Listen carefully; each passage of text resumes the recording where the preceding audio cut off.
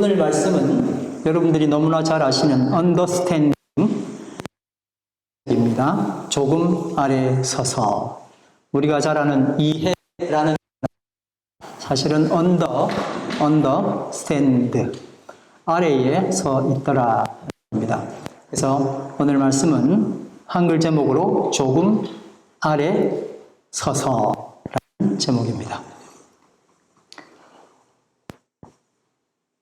어떤 문제가 생기면 그 문제를 언제나 다른 사람 탓하고 남에게 돌리면서 섭섭함, 원망, 분노, 미워하는 마음을 계속 가지고 사는 사람은 말에 저 사람이 나구나 혹은 저 사람이 너구나 생각하시겠죠. 아무튼 이런 사람은 매일 줄담배 피우고 사는 사람과 다름없이 건강에 큰 해를 입는다고 합니다. 저도 줄담배 한 건 아니고요. 네, 군대에서 봤는데 참 하나 피우고 버리고 바로 붙이는 사람을 봤습니다. 그래서 이야기해 보십시오. 동기나 뭐 이면은 그만 한 게 좋지 않겠나 하겠지만 고참이나 딴 사람들이 하면은 말도 못하고 굉장히 곤혹스럽습니다. 줄담배가 몸에 안 좋다는 걸 우리는 이제 알잖아요. 네. 근데 남 탓하고 고통하고 힘들어하고 하는 게 줄담배 피우는 거하고 별 다름이 없답니다. 뉴욕타임즈 베스트셀러 작가인 정신과 의사이기도 한 에드워드 할로웰이 쓴 용서해야 할 101가지 이유에서 결국 분노하고 원망하며 사는 삶은 줄담배를 피워대고 고혈압이나 높은 콜레스테롤 수치에 시달리며 사는 삶이나 똑같다. 당신의 수명을 갉아먹는 분노와 원망의 감정을 이제부터는 모두 잊어야 한다. 이렇게 말을 했습니다. 근데 여러분, 담배는 스스로나 주위의 눈에 노출되잖아요. 그런데 이런 분노 방식으로 해결하는 것은 눈에 보이지 않기 때문에 본인이 끊어볼 생각도 잘 못하게 되고 그러면서 그 이후로 오히려 줄 담배보다 더 건강을 해치게 된다는 겁니다.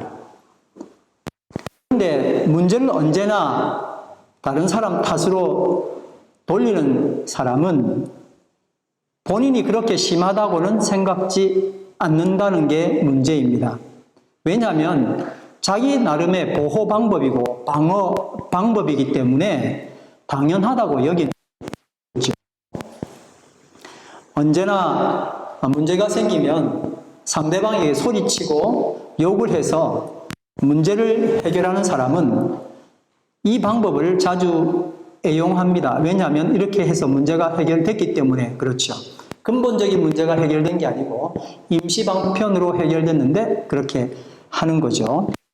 그런데 이런 사람이 다른 사람이 그렇게 하면 저렇게 소리치고 욕하면 되나 하고 오히려 분수를 뜨는 것을 자주 보게 됩니다. 나는 안 보이고 또 안 보고 반면에 남은 너무 잘 보이고 여러분 보겠습니다. 한번 따라합시다. 너무 잘 보이는 너. 너무 잘 보이는 나가 아니고 너무 잘 보이는 너입니다. 교회 공동체 생존하기 위해서 모인 공동체가 절대 아닙니다. 나 혼자 어떻든 살아남아야 하니 혼자서 잘해야 돼. 사실 혼자서 잘할 수 없어요. 너무너무 힘든데 뭐 옆에서 도와주지 않으니까 열심히 혼자서 잘하는 공동체인 줄 아는데 세상에서도 힘든데 교회 와서도 이렇게 혼자서 잘한다는 이런 어려움에 빠지면 얼마나 힘들겠습니까? 교회 공동체는 생명 공동체입니다. 그래서 천국 공동체입니다.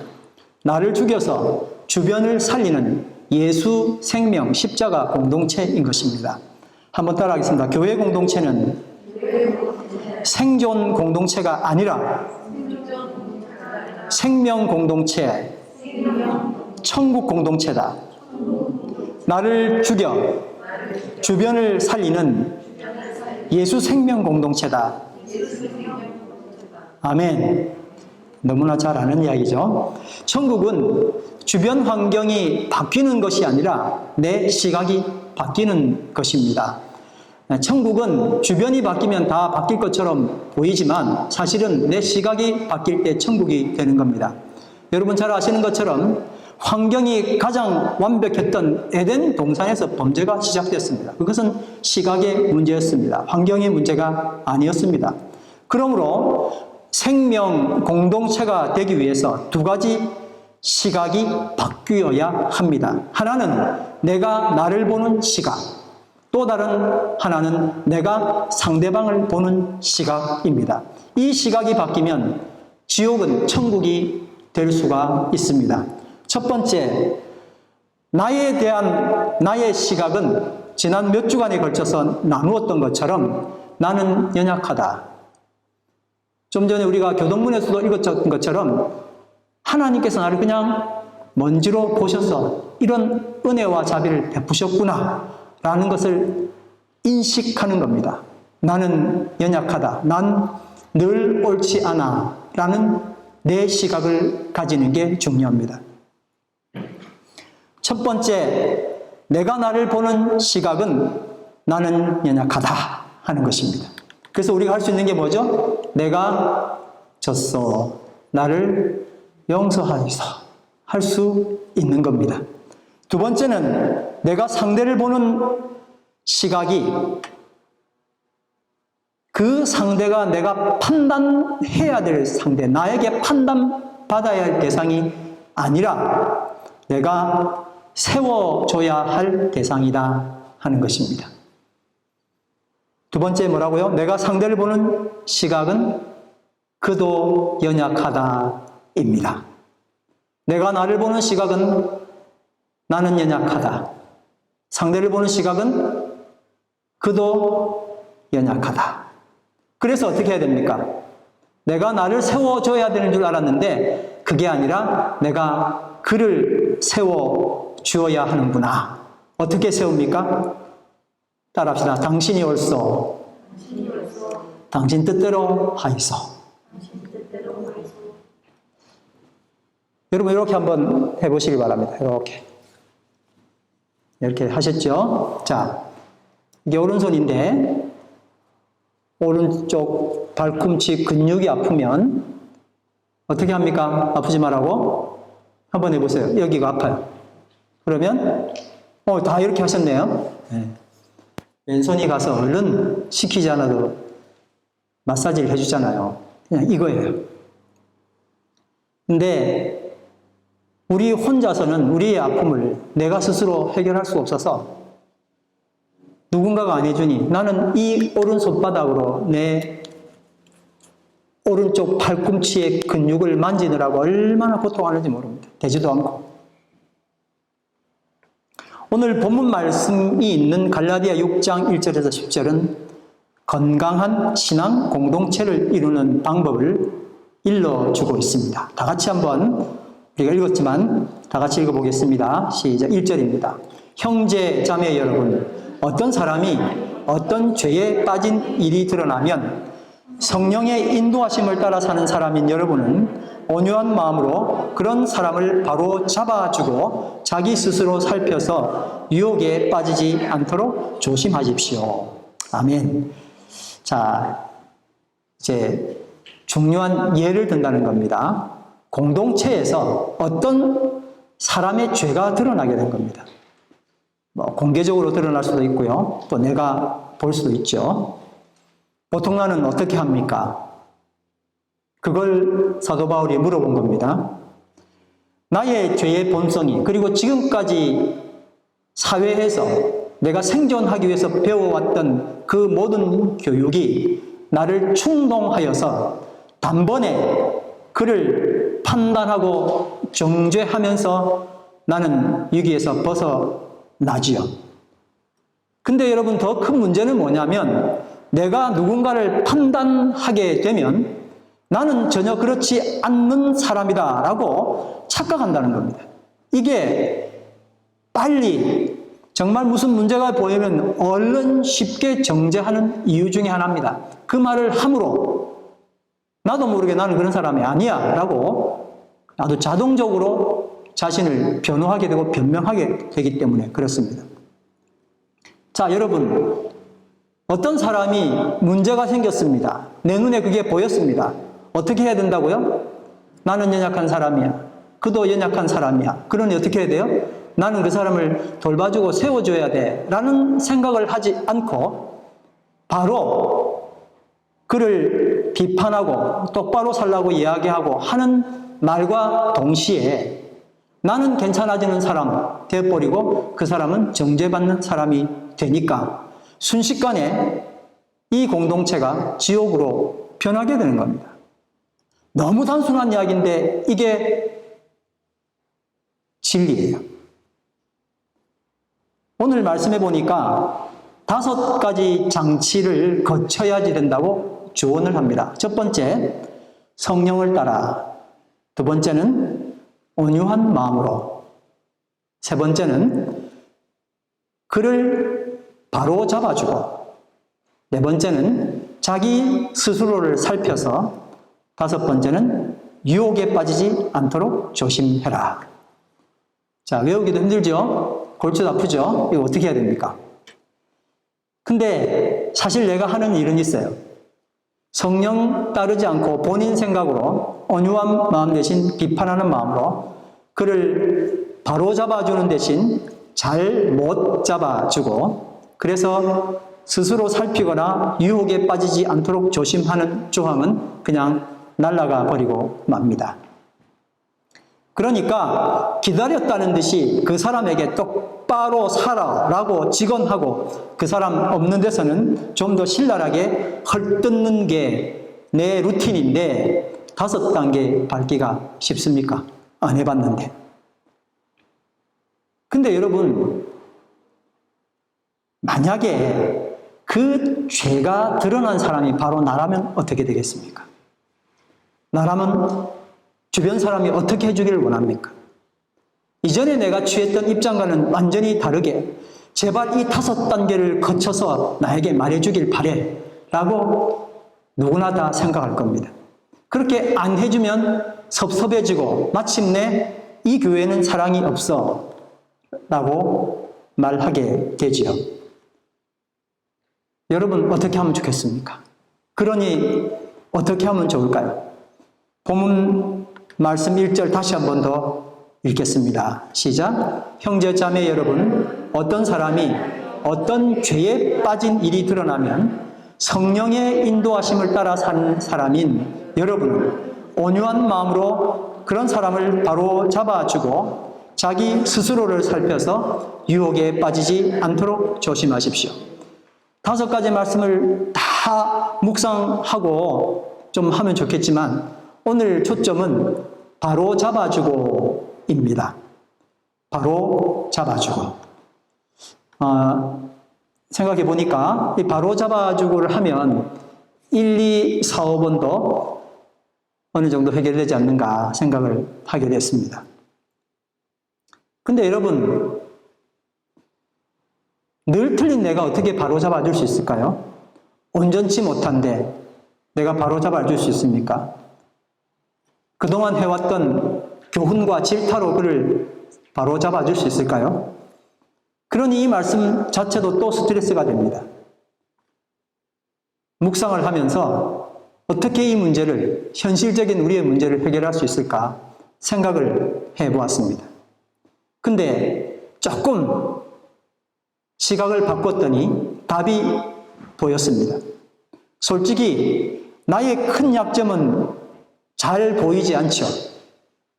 덮어주느라고 바빴고 그래도 괜찮아. 내로남불이었기 때문에 잘 안 보이는데 상대방의 문제, 그의 눈에 있는 티끌, 그게 무엇이든 간에 내 눈에 너무 잘 보인다라는 그 사실을 부정하지 않고 활용하는 것입니다.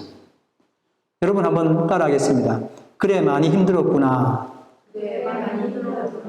어른한테는 많이 힘드셨어요. 이러면 되겠습니다. 한번 마스크 끼고 옆에 보면서 많이 힘드셨어요. 한번 해보십시오. 시작. 옆 사람에게 합니다. 많이 힘드셨어요. 네. 한 10번 하면 3번 만에 눈물 납니다. 네. 첫 번째 해도 전 눈물이 나던데요. 많이 힘드셨군요. 그러는데, 난 너무 그때 감동을 해가지고, 이 사람이 나를 진짜 알고 하는 소린가, 그거 안 따지고요. 그냥 감동이 되던데요. 그동안은 내 눈에 너무 잘 보이는 상대방의 문제를 비판하기에 바빴습니다. 우리는 상대에게 그의 문제점을 지적하고 그러지 말라고 하면 내 말을 당연히 수긍할 줄 알았습니다. 맞죠? 근데 어떤 현상이 일어났습니까? 숨겨왔던 그 비밀이 나의 입에서 들추어지는 순간 마음의 문을 닫아버리고 정말 강하게 아니라고 거부를 하더라고요. 그러니까 다시 말해서 그의 문제를 지적하는 것은 아무런 도움이 되지 않더라는 겁니다. 오히려 악화가 되어버렸습니다. 그런 문제로 저에게 상처받으신 분들께 죄송하게 생각합니다. 앞으로 조심하겠습니다. 목사면 좋은 말 하면 다 되는 줄 알았더니 아니더라고요. 정말 죄송하게 생각합니다. 자, 2절 말씀입니다. 시작. 여러분은 서로 남의 짐을 져 주십시오. 그렇게 하면 여러분이 그리스도의 법을 성취하실 겁니다. 남의 짐을 져 주라고 이야기하셨습니다. 이렇게 되면 그리스도의 법을 성취한다고 합니다. 그리스도의 법이 뭘까요? 한번 따라하겠습니다. 남에게 대접을 받고자 하는 대로 남을 대접하라. 네.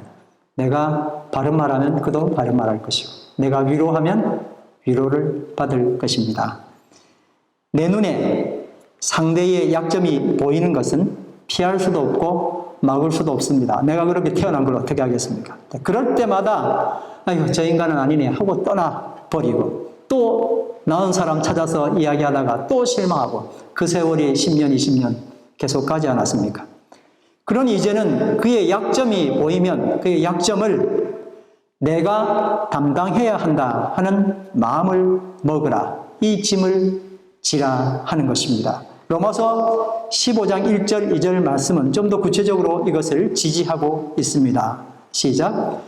믿음이 강한 우리는 믿음이 약한 사람들의 약점을 돌보아 주어야 합니다. 우리는 자기에게 좋을 대로만 해서는 안 됩니다. 우리는 저마다 자기 이웃의 마음에 들게 행동하면서 유익을 주고 덕을 세워야 합니다.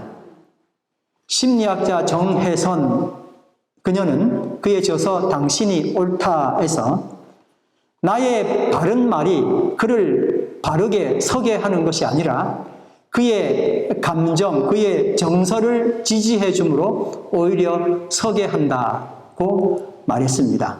그러니까 어떤 사람을 바르게 세우고 싶으면 똑바로 살아라고 정직한 이야기를 해주는 것이 아니라 그의 마음 가운데, 그의 정서 가운데 숨어있는 그 힘듦을 오히려 지지해주면 그 지지가 바탕으로 돼서 뭐가 된다고요? 바로 쓸 수 있게 된다는 것입니다. 여러분, 바른 말 해줘야지 응석받아주고 그러면 오히려 버릇 나빠지고 삐뚤어진다. 그렇게 다들 생각할 겁니다. 목사님 말씀도 맞고 정혜선 심리학자의 말도 맞는데 바른 말은 해야 돼 라는 생각을 우리는 늘 하고 살았습니다. 그런데 여러분 아닐 때도 있잖아요. 입장 바꿔놓고 생각하면 정말 우리는 수긍할 수밖에 없습니다. 나는 과연 어떤 사람의 바른 말로 변했습니까? 아니면 그의 위로로 변했습니까? 솔직히 그의 바른 말 때문에 내가 항상 큰 상처를 받지 않았습니까? 솔직히 내가 바른 말을 했는데 그분은 오히려 나에게 상처받았다고 말할 때는 기가 차지 않았습니까?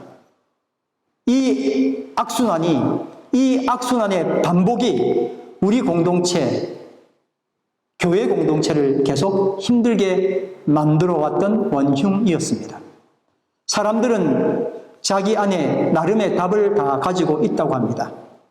다만 방법을 모릅니다. 내가 이러면 안 되는데 이걸 5년, 10년, 20년 끌어온 겁니다. 그러니 그에게 당신의 증상은 이거니 이렇게 해야 되라고 진단이 필요한 것이 아니더라고요. 몰라서 안 하는 게 아니라 안 돼서 안 하는 거였습니다. 그러니 여러분, 우리는 어떻게 해야 될까요? 스위치를 올려야 합니다. 스위치를 켜야 합니다. 내가 이제 바꿔줘야 되는데 어떻게 하면 좋을까? 마음만 있는 것이 아니라 진짜 스위치가 올라와야 됩니다. 근데 이 스위치는 마음 먹는다고 해서 결코 켜지지 않더라고요. 방법이 딱 하나 있습니다. 주변 사람들의 위로와 이해와 공감이 적정 수준까지 차 올려야만이 켜지는 게 이 스위치입니다. 내가 결심한다고 스위치가 켜지는 것이 아니라 이 정서와 이 감정에 충분한 휴식과 위로를, 치료를 받았을 때 마침내 스위치는 자동적으로 켜지는 겁니다. 그러니까 내가 해야 될 일은 상대방에게 정답을 말하는 것이 아니라 위로와 이해와 공감이 적정 수준까지 차오르도록 계속 보듬어 주는 것입니다. 우리가 경배 찬양 지금 예배드리기 직전에 들었던 두 찬양이 그 가사가 담겨져 있습니다. 힘들고 지쳐 낭망하여 어찌할 바를 모를 때에 주님께서 찾아서 너 똑바로 살아. 너 뭐 하는 거야? 너 내 아들 맞아? 라고 하지 아니하시고 너는 내 아들이야. 라고 말씀하신 겁니다. 계속 보듬어 준다는 것은 무슨 뜻입니까? 그래, 많이 힘들었구나. 나처럼. 이라고 진실로 말해 주는 겁니다. 한번 따라합시다. 그래, 많이 힘들었구나. 나처럼. 어른한테는 아유, 많이 힘드셨겠네요. 저처럼. 스스로 얘기 한번 해봅니다. 시작. 그래, 많이 힘들었겠구나. 나처럼. 이걸 바로 그 사람에게 해 줄 수 있었으면 좋겠습니다. 자, 이제 문제 한번 풀어보겠습니다. 이제 연습 문제 풉니다. 교회에 이리저리 떠도는 분들이 많이 있습니다. 이 교회 갔다 저 교회 갔다 한다는 뜻입니다. 딱 봐도 문제가 있네. 어떻게 해야 됩니까? 조금 정착하면 기회를 봐서 내가 이야기해 줘야지. 너 이렇게 하면 안 되고 저렇게 하면 안 되고 이런 거는 절대 하지 마 라고 이야기를 하면 참 좋겠죠. 그런 생각이 마음에 불쑥불쑥 일어나지 않습니까? 근데 그분 스스로도 이걸 모르는 바가 아닙니다. 이런 말 때문에 상처가 돼서 돌아다니는 건데 이 말을 또 듣고 진실을 말했는데 그 말을 듣고 차근차근 가장 상처를 덜 받는 방법으로 교회를 또 떠날 준비를 하게 되는 겁니다. 그의 문제는 그 자신이 그것을 몰라서 그런 것이 아니라 사랑의 위로와 이해가 아직 적정 수준까지 차지 않았다는 걸 보여준 겁니다. 그러니 우리 모든 성도는 그 한 사람에게 달라들어서 어떻게 해야 될까요? 돌을 들고 던져야 됩니까? 위로를 해야 됩니까? 틀린 행동을 할지라도 적정 수준의 힘든 감정이 치유될 때까지 위로와 격려가 필요하다는 것입니다. 그러니 그의 답답한 모습이 눈에 밟히면 나는 그를 비판할 것이 아니라 지지하고 보듬어 주는 것입니다. 한번 따라 하실까요? 눈에 밟히는 게 사명이다.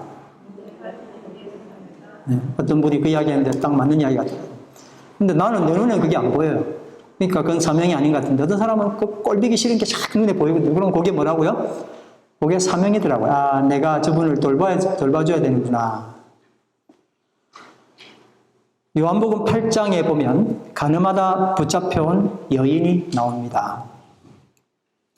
잠시 후면 돌에 맞아 죽을 운명에 처한 여인이었습니다. 그녀를 보신 예수님의 마음은 과연 어떠하셨을까요? 내가 만약에 예수님 입장이라면 어떻게 했을까요? 비판, 훈계, 가르침, 그리고 회개의 촉구. 나는 어느 날부터 갑자기 객관화되기 시작합니다. 내 문제가 아닐 때요. 자, 여러분 잠깐만요.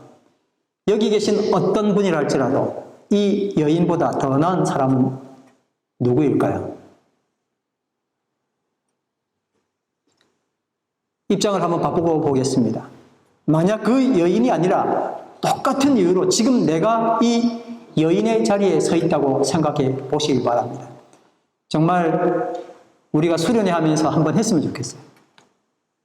한 사람을 중간에 세우고 그 사람이 내가 되는 거죠. 그 여인의 입장에서.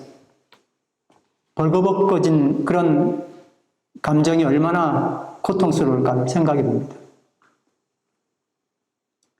내가 그 여인이라면 나는 예수님께 어떤 처분을 받았으면 좋겠습니까?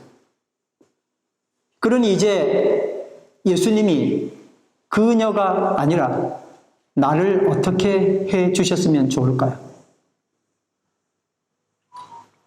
주님, 제발 한 번만 살려주세요. 요한복음 8장 2절에 보니까 서기관들과 바리새인들이 음행 중에 잡힌 여자를 끌고 와서 가운데 세우고, 여러분 따라합니다. 가운데 세우고. 6절 말씀에 보니까 예수께서 몸을 굽히사 이렇게 말씀하셨습니다. 따라합니다. 예수께서 몸을 굽히사. 그리고 8장 7절에서 11절 말씀 다 같이 읽습니다. 시작. 그들이 다그쳐 물으니 예수께서 몸을 일으켜 그들에게 말씀하셨다. 너희 가운데서 죄가 없는 사람이 먼저 이 여자에게 돌을 던져라. 그리고는 다시 몸을 굽혀서 땅에 무엇인가 쓰셨다. 이 말씀을 들은 사람들은 나이가 많은 이로부터 시작하여 하나하나 떠나가고 마침내 예수만 남았다. 그 여자는 그대로 서 있었다. 예수께서 몸을 일으키시고 여자에게 말씀하셨다. 여자여, 사람들은 어디에 있느냐? 너를 정죄한 사람이 한 사람도 없느냐? 여자가 대답하였다. 주님, 한 사람도 없습니다. 예수께서 말씀하셨다. 나도 너를 정죄하지 않는다. 가서 이제부터 다시는 죄를 짓지 말아라. 여러분, 설교 시간에도 많이 했고 정말 많이 아는 이야기죠. 여러분, 지금 이 장면이 말이 전혀 없는 행동만 왔다 갔다 하는 무성 영화라고 한번 생각해 보겠습니다. 이런 말이 없습니다. 근데 지금 행동들은 계속 일어나고 있습니다. 여러분 감동받을 수 있겠습니까? 만약에 무성 영화라면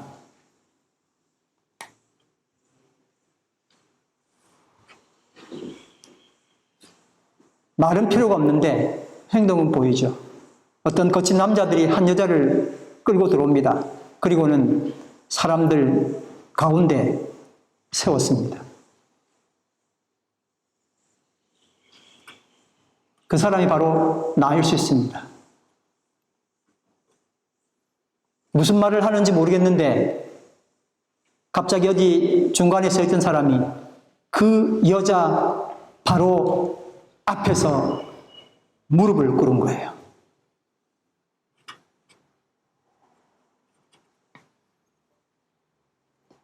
만약에 그 여자가 나라면 예수님의 무릎 꿇음이 나는 너무 감동될 것 같아요. 뭘 했는지는 모르겠어요. 뭘 썼는지는 모르지만 안 보이잖아요. 그냥 뭔가를 썼어요. 근데 어떤 분이 둘러싸이는 사람들은 돌을 들고 쳐 죽이려고 그러는데 어떤 분이 거기에 무릎 꿇고 앉는 거예요.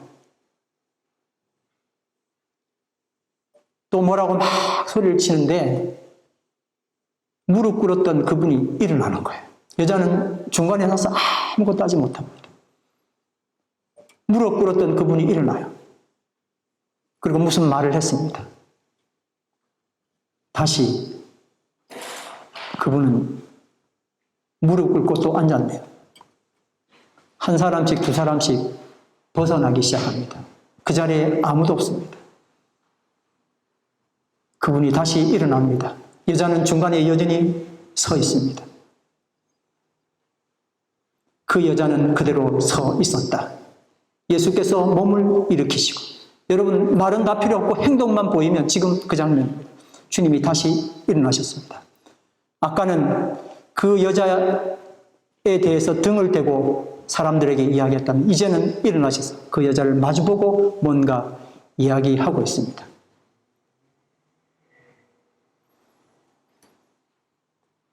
그녀 아래서 언더 서 계셨습니다.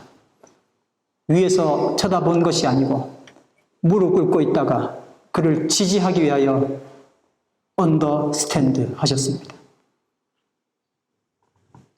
물에 빠진 사람이 있습니다. 수영 못하는지 허우적거리며 살려달라 합니다. 한 사람이 지나가면서 이렇게 말합니다. 거기 그러고 있으면 죽소. 얼른 알아서 당장 나오시오. 불교입니다. 지나가던 다른 사람이 이렇게 말합니다. 실족하셨군요.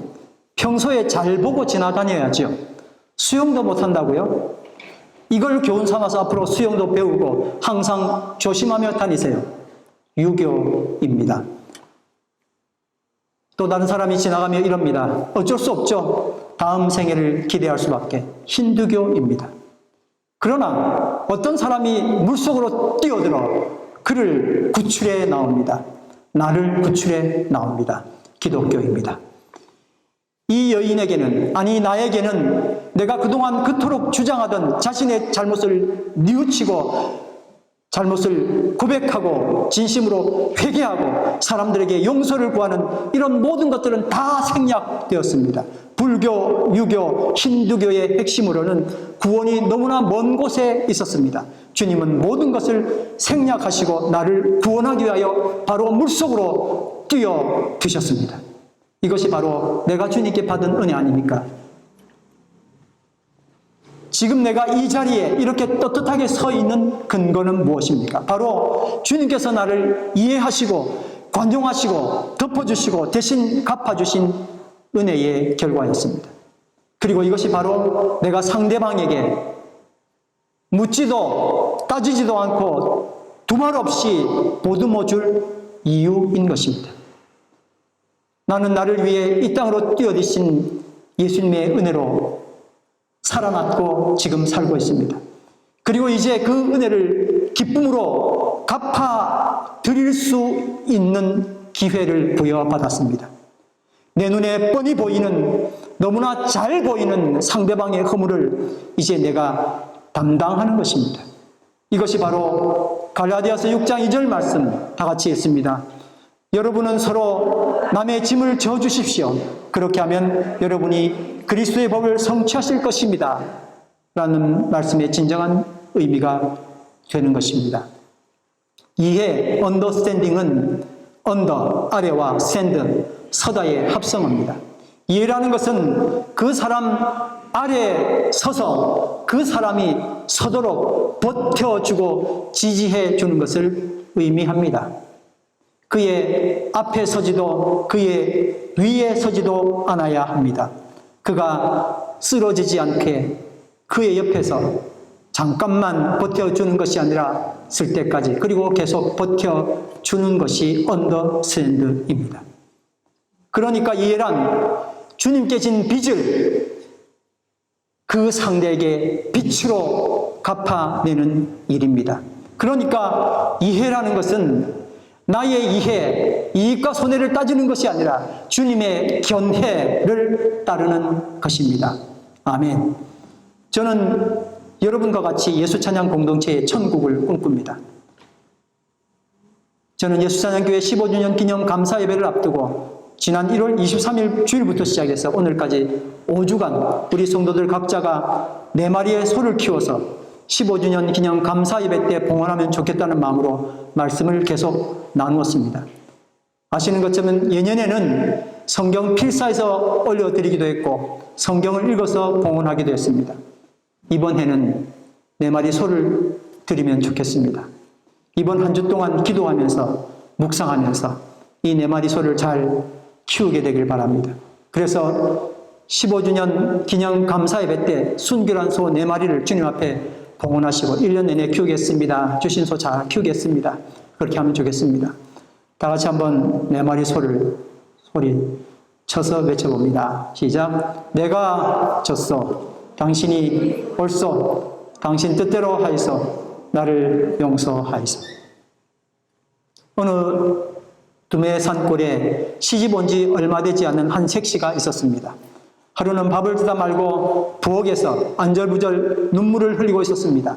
이 광경을 지켜본 남편이 이유를 물어보니 밥을 태웠다는 겁니다. 이 말을 듣고 있던 남편이 오늘은 내가 바빠서 물을 조금밖에 길어오지 못했더니 물이 부족해서 밥이 탄 거라며 내 잘못이다 라고 색시를 위로했습니다. 다르게도 하죠. 똑바로 못하나 그렇게 하지 않았습니다. 이 말을 들은 색시는 정말 울음을 그치기는커녕 너무 감동해서 더 눈물을 쏟았습니다. 부엌 앞을 지나가던 시아버지가 이 광경을 보고 이유를 듣습니다. 그리고 시아버지는 내가 너무 늙어서 근력이 떨어져서 장작을 잘게 패지 못해서 화력이 너무 셌구나. 그래서 밥이 탔다고 내 잘못이라고 아들과 며느리를 위로했습니다. 이 작은 소동을 들은 시어머니가 와서 아이고 내가 늙으니까 밥 냄새도 못 맡았네. 밥 내려놓을 때를 알려주지 못했구나 새댁에게 라고 자기 잘못이라고 며느리를 감싸주었습니다. 이것은 이미 천국이 시작된 것입니다. 상대가 줄 담배보다 더한 남의 원망 늘어놓거든 이제부터 지금껏 해오던 정답을 이야기해 줄 리 아닙니다. 당신도 나처럼 사랑이 고프구나. 멀쩡한 척해도 많이 아프구나. 배설하지 못해서 울지 못해서 병이 났구나. 이렇게 주님의 견해를 따르기를 바랍니다. 그렇게 하면서 나도 치료가 될 것입니다. 우리 모두는 상처 입은 치료자이기 때문입니다. 이제 여러분 가운데서 이 4마리 소를 지속적으로 키우겠다고 그런 결심을 하신 분이 계시면 일어서셔서 찬양을 드리도록 하겠습니다. 낮의 해처럼 밤엔 달처럼.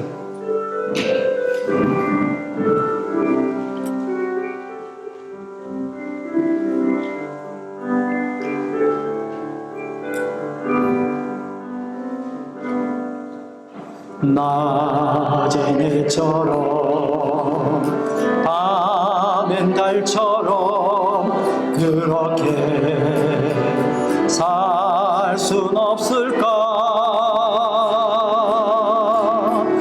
욕심도 없이 어두운 세상 비추어 온전히 남을 위해 살듯이 나의 일상에 금이 있다면 이 땅에 빛과 소금 되어 가난한 영혼 지친 영혼을 주님께 인도하고픈데 나의 욕심이 나의 못난 자가 언제나 커다란 짐되어 나를 짓눌러 마음을 곤곡해 하니 예수여 나를 도와주소서. 예수님처럼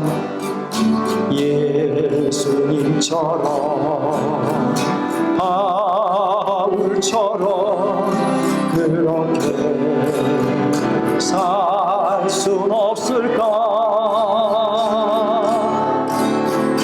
남을 위하여 당신들의 온몸을 온전히 버리셨던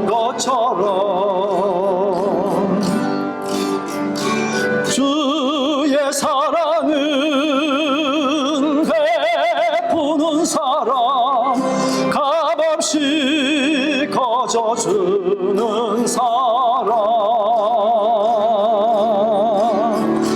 그러나 나는 주는 것보다 받는 것 더욱 좋아하니 나의 입술은 주님 닮은 듯하나 내 마음은 거다히 고추하여 받을 사랑만 계수하고 있으니 예수여 나를 도와주소서. 하시면서 기도하시겠습니다. 사랑의 아버지 하나님,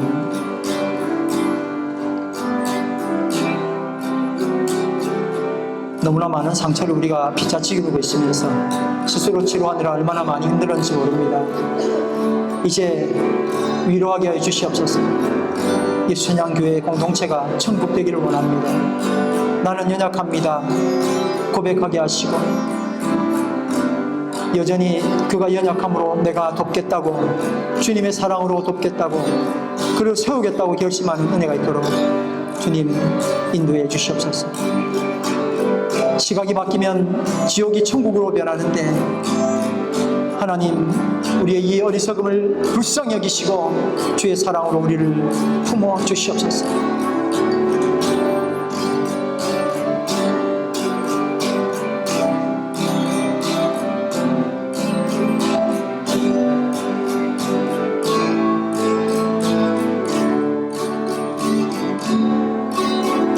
나의 욕심이 나의 못난 자가 언제나 커다란 짐되어 나를 짓눌러 마음을 공곡해 하니 예수여 나를 도와주소서. 서기관들과 바리새인들이 음행중에 잡힌 여자를 끌고 와서 가운데 세우고 예수께서 몸을 굽히사 그들이 다 그쳐 물으니 예수께서 몸을 일으켜 그들에게 말씀하셨다. 그리고는 다시 몸을 굽혀 땅에 무엇인가를 쓰셨다. 나이가 많은 이로부터 시작하여 하나하나 떠나가고 마침내 예수만 남았다. 그 여자는 그대로 서 있었다. 예수께서 몸을 일으키시고 여자에게 말씀하셨다. 내가 잘나서가 아니라 내가 연약해서 이제 스스로 버틸 힘이 없어서 외면해 왔던 그를 바라봅니다. 그를 위해서 바닥에 내려앉게 해주십시오. 무릎 꿇고 외롭게 서 있는 그를 위해 묵묵히 응원하게 해주십시오. 그래서 그가 휘청거릴 때 그의 조금 아래에 서서 버티도록 내 등을 주게 하옵소서. 내 필링이 아니라 그의 필링을 읽을 수 있는 콜링으로 살아가기를 결심하는 오늘이 되기를 간절히 원합니다. 나를 불쌍히 여겨 주시옵소서. 예수님 이름으로 기도드립니다. 아멘.